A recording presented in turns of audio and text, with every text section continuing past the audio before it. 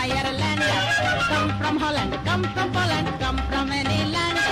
If you're looking out for a pleasant holiday, come to Bombay, Bombay मेरी है, bum bum bum bum, Bombay मेरी है। तो दोस्तों, इससे पहले हमने मुंबई के कचड़े पे वीडियो बनाया था। इस बार हम वीडियो बनाएंगे मुंबई में इतना ज़्यादा ट्रैफिक क्यों दिखाई देता है। सभी को यही लगता है कि मुंबई में रोड्स बहुत ज़्यादा ख़राब हैं, रोड्स पे खड्डे बहुत ज़्यादा है, पॉपुलेशन बहुत ज़्यादा है, रोड्स बहुत नैरो हैं, इन वजहों से ट्रैफिक होती है। लेकिन ये मेन रीजंस नहीं है मुंबई के ट्रैफिक होने का। मुंबई में ट्रैफिक होने के बहुत सारे रीज़न है।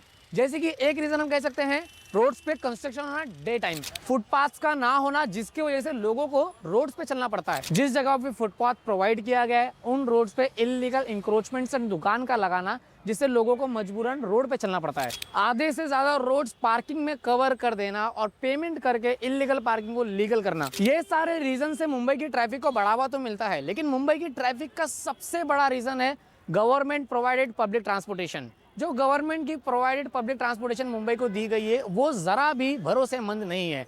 जैसे कि हमारे पास लोकल है, मेट्रो है, बीएसटी बसेस हैं। ये गवर्नमेंट की प्रोवाइडेड सर्विसेज एक भी टाइम पे नहीं चलती है। ना बीएसटी बसेस टाइम पे आती है। बीएसटी ने बहुत कुछ ट्राई किया अपने आप को इम्प्रूवमेंट करने के लिए, जैसे चलो ऐप का इन्वेंशन। चलो ऐप में आप बीएसटी बस को ट्रैक कर सकते हो, जीपीएस पे देख सकते हो कि बस कितने टाइम में आएगी। लेकिन वो GPS most of the time गलत दिखाता है, कई बार तो बसेस अवेलेबल दिखाता ही नहीं है। मुंबई में रोजाना 25 लाख से 30 लाख तक लोग बीईएसटी बसों का इस्तेमाल करते हैं ट्रांसपोर्टेशन के लिए। एंड रोड्स पे रनिंग रोजाना करीब 2500 तक बसें होती है। तो अगर आप हिसाब लगाओ तो एक बस 1200 से लेके 1500 पैसेंजर्स के लिए है। अब इसमें आप जो बसों का बुरा हाल देखते हो उसके पीछे सबसे बड़ा रीजन ये है कि 83% बसें प्राइवेट सेक्टर की लीज पे दी गई है और बस 17% बसें बेस्ट की ओन बाय दी बेस्ट है। मतलब एक ऑफिस जाने वाला इंसान बीएसटी बसेस के भरोसे पे ऑफिस नहीं जा सकता है क्योंकि वो टाइम पे दिखाता ही नहीं है।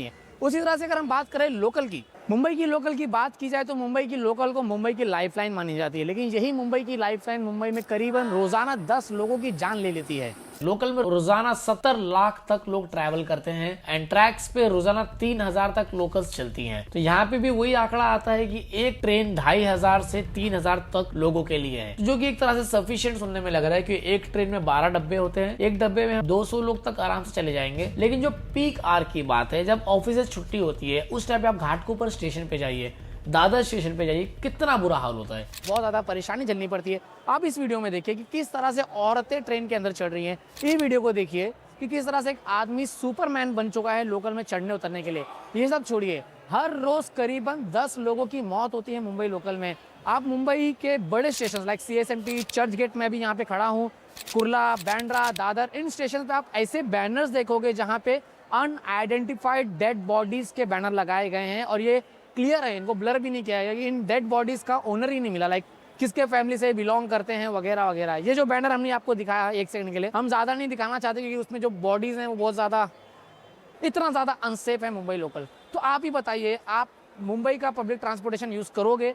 अगर आपके पास ऑप्शन है खुद की गाड़ी से करना, ट्रैफिक में आधा घंटा फंसना ज़्यादा सही है या फिर ये डेडली ट्रांसपोर्टेशन का इस्तेमाल करना? आप ट्रेन का हाल देखिए, लिटरली आधे से ज्यादा करीबन 15 से 12 लोग ट्रेन के बाहर लटक के ट्रैवल करते हैं। इतना ज्यादा कंजेस्टेड हो जाता है पीक आवर पे लोकल से ट्रैवल करना। अब मुंबई का लोकल वही लोग यूज जो मुंबई के बाहर है, भिवंडी में, थाने में, मुंब्रा में, डोंबिवली में, नवी मुंबई में, यही लोग जो मुंबई में आने के लिए मुंबई लोकल का इस्तेमाल करते हैं। अदरवाइज जो मुंबईकर्स हैं most of the time they avoid using Mumbai locals. अगर बात की जाए मुंबई मेट्रो की, मुंबई मेट्रो का वेब काबिल तारीफ है, लगभग पूरे मुंबई को ये कवर कर रहा है। लेकिन इसमें भी बहुत बड़े ग्लिचेस हैं। जैसे कि अगर मैं अभी right now I am standing at Jogeshwari east red line metro station, यहाँ से अगर मुझे सीएसएमटी मेट्रो के जरिए जाना है तो मुझे पहले ये जोगेश्वरी ईस्ट से गुंडावली के लिए ट्रेन पकड़नी पड़ेगी। फिर वहाँ से मैं उतर के वैष्णो एक्सप्रेस हाईवे पे जाऊँगा, वहाँ से मेट्रो पकड़ के मोरल नाका आऊँगा, फिर मोरल नाका से उतर के एक और मेट्रो पकड़ के फिर मैं पहुँचूंगा सीएसएमटी।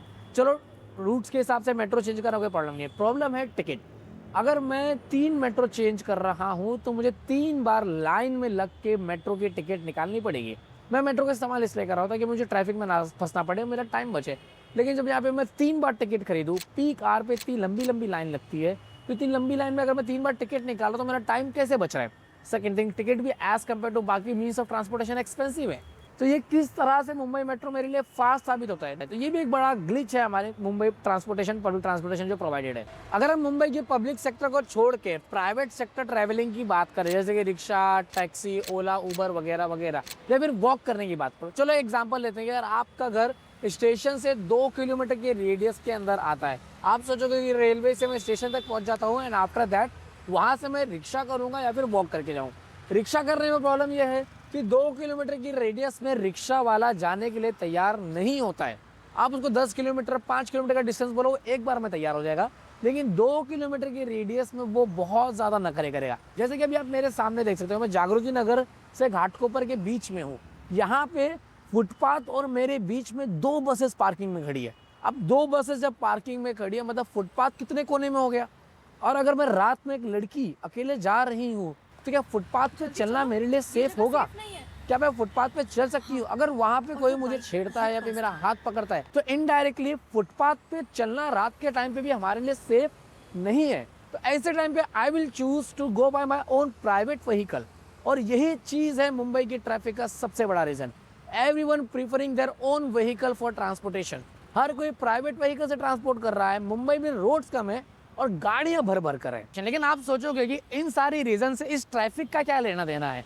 लेना देना है इनडायरेक्टली। जॉब वाले बंदे की बात करते हैं जो रोज सुबह 7 बजे 8 बजे उठता है, रेडी होता है, 10 बजे तक ऑफिस में टाइम पे टच होता है, शाम 6 बजे उसके ऑफिस की छुट्टी होती है और उसको घर पहुंचने में 8 बज जाते हैं। अब आप सोचो उसको ऑफिस का टेंशन। मुंबई इतनी ज़्यादा एक्सपेंसिव हो चुकी है, मुंबई में घर खरीदना एक सपनों से बढ़ के बात है। ये सब टेंशन होने के बावजूद ऑफिस से छुट्टी होते साथ उसको ये बात का श्योरिटी करना है कि लोकल में उसको बैठने की जगह मिल जाएगी, बीएसटी में उसको दरवाजे के बाहर खड़ा नहीं होना पड़ेगा, मेट्रो में उसको 4 बार लाइन लगानी पड़ेगी। ये सारे टेंशन्स एड ऑन है। ऑफिस के टेंशन्स को, फैमिली के टेंशन्स को छोड़ के ये भी एक टेंशन है। अब इसके बाद हमें जो साइकोलॉजिकल प्रेशर पड़ता है मुंबई के एक कॉर्पोरेट इंसान को, तो वो क्या सोचता है, अरे यार एक बाइक खरीद लेता हूँ, एक स्कूटी खरीद लेता हूँ, एक गाड़ी खरीद लेता हूँ, थोड़ा सा मेंटेनेंस बढ़ेगा, थोड़ा पेट्रोल महंगा पड़ेगा, लेकिन भाई मन को शांति रहेगी, टाइमिंग बचेगा। जो सपनों की नगरी में सोने का टाइम नहीं है, शायद थोड़ा सोने का टाइम मिलेगा। इस रीज़न से बहुत लोग, मेजॉरिटी ऑफ मुंबई के सैलरी पर्सन अफोर्ड ना करने के बावजूद private vehicles, scooties, bikes, car खरीदते हैं क्योंकि उनको पब्लिक ट्रांसपोर्टेशन यूज़ करना सही नहीं लग रहा है और वो कर नहीं पा रहे, उनका टाइम वेस्ट हो रहा है। अगर मुंबई को आप टोक्यो से कंपेयर करते हो, टोक्यो में 80% लोग पब्लिक ट्रांसपोर्टेशन का इस्तेमाल करते हैं या फिर साइकिल का इस्तेमाल करते हैं। लेकिन मुंबई में कितने लोग हैं जो पब्लिक ट्रांसपोर्टेशन का इस्तेमाल करते हैं अपने ऑफिस जाने के लिए? नहीं करते। आप खुद से पूछिए, अगर आपका ऑफिस 10 बजे है तो क्या आप बीएसटी बसेस के भरोसे 10 बजे ऑफिस में पहुंच पाओगे? और आप खुद मानते हो कि आपने स्कूटी क्यों खरीदी है। मुंबई में स्कूटी खरीदना, बाइक खरीदना एक स्टेटस नहीं है, एक मजबूरी है, क्योंकि ऑफिस जाने के लिए हमारी गवर्नमेंट सर्विसेज उतनी बेहतरीन नहीं है। मुंबई के ट्रैफिक को और बेहतरीन तरीके से समझने के लिए हम इसको कंपेयर करेंगे टोक्यो से। टोक्यो का टोटल सरफेस एरिया है 2100 स्क्वायर किलोमीटर का और मुंबई का टोटल सरफेस एरिया है 603 स्क्वायर किलोमीटर का, including Sanjay Gandhi National Park and Aarey Forest. That means Tokyo हमारे मुकाबले 3 गुना ज्यादा बड़ा है। टोक्यो की टोटल पॉपुलेशन 37 मिलियन की है, तो भी वहां पे प्राइवेट रजिस्टर्ड वही करीबन बस 4 मिलियन है। इसका मतलब हर 9 में से 1 पर्सन के पास खुद का प्राइवेट व्हीकल है। और अगर हम बात करें मुंबई की टोटल पॉपुलेशन 20 मिलियन की है और यहाँ पे प्राइवेट रजिस्टर्ड व्हीकल 5 से 6 मिलियन है।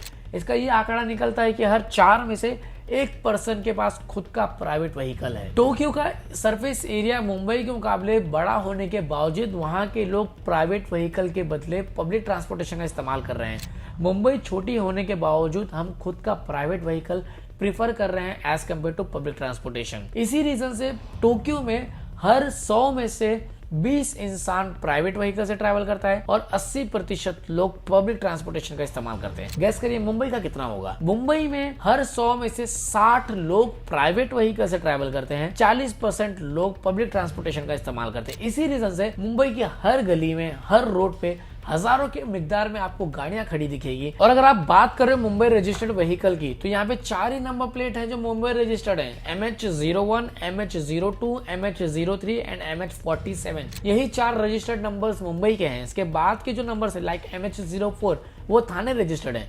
तो आप समझ सकते हो जो रोड्स पे आपको गाड़ियां दिख रही हैं उसमें से कितनी गाड़ियां मुंबई की हैं और कितनी गाड़ियां बाहर से आ रही है। तो आप एक आंकड़ा लगा सकते हो कि मुंबई में करीबन 6 से 7 मिलियन तक गाड़ियां जो है प्राइवेट सेक्टर्स की हैं। इसी वीडियो में हम थोड़े सजेशन देना चाहेंगे कि हम मुंबई के ट्रांसपोर्टेशन को और बेहतरीन किस तरीके से बना सकते हैं। सबसे पहले शुरू करते हैं मुंबई के मेट्रो से। इसीलिए MMRDA बना रहा है 340 किलोमीटर की मेट्रो लाइन, ताकि मुंबई के कोने कोने में आप पहुंचे मिनटों में। ये वक्त मेरा मुझको लौटा दो। मुंबई की मेट्रो को तो सबसे सिंपल है, टिकट्स में मल्टीपल स्कैन्स को ऐड कर दिया जाए। जैसे कि अगर मुझे, जो अभी हमने एक वीडियो के स्टार्ट में देखा है कि जोगेश्वरी से CSMT जाना है, तो एक ही टिकट में मल्टीपल स्कैन्स हो, ताकि मैं जोगेश्वरी से गुड्डावली जाऊँ, वहां से मैं उतर के वेस्टर्न एक्सप्रेस हाईवे पे जाऊँ, फिर वहां से मैं मरूल से उतर के अंडरग्राउंड एक्वा मेट्रो से जाके डायरेक्ट CSMT पहुंच जाऊँ, ताकि मुझे बार बार टिकट्स में लाइन में ना लगना पड़े। जैसे भी हमारे यहाँ पे लोकस में चीज है, आप जोगेश्वरी से ट्रेन पकड़ के डायरेक्ट सेंटा क्रूज जा सकते हो। दादर में आप अपनी ट्रेन चेंज करके वेस्टर्न से सेंट्रल लाइन पे चले जाओ, आपको वापस टिकट खरीदने की जरूरत नहीं पड़ेगी। BST बसेस की बात की जाए तो BST बसेस में अगर प्राइवेटाइजेशन हट जाए और ज्यादातर 50% तक BST की ही बसेस चले, तो मेरे ख्याल से यहाँ पे इंप्रूवमेंट हो सकता है ट्रेवलिंग को लेके। सिंपल सी बात है, जहाँ पे प्राइवेटाइजेशन होता है वहां पे सर्विसेज में जनता को प्रॉब्लम होती है। तो अगर BST बसेस में प्राइवेटाइजेशन हटाया जाएगा तो BST इंप्रूव करेगी। और रही बात लोकल्स की, लोकल तो बहुत बेहतरीन है पहले से, हम जानते हैं। एक चीज हमने देखे थे रिसेंटली कि लोकल्स में ऑटोमेटिक डोर क्लोजिंग का सिस्टम लाया गया था, लेकिन सच में इतनी ज्यादा जनता है, इसके लिए हम ये चीज कर सकते हैं कि ऑल लोकल्स को बढ़ाया जाए। और हम एक चीज देख सकते हैं, जैसे कि टोक्यो में 1 कार्ड जैसे सिस्टम्स लाए गए हैं, एक ही कार्ड से सारे ट्रांसपोर्टेशन चलते हैं, लोकल, मेट्रो, सबवेज,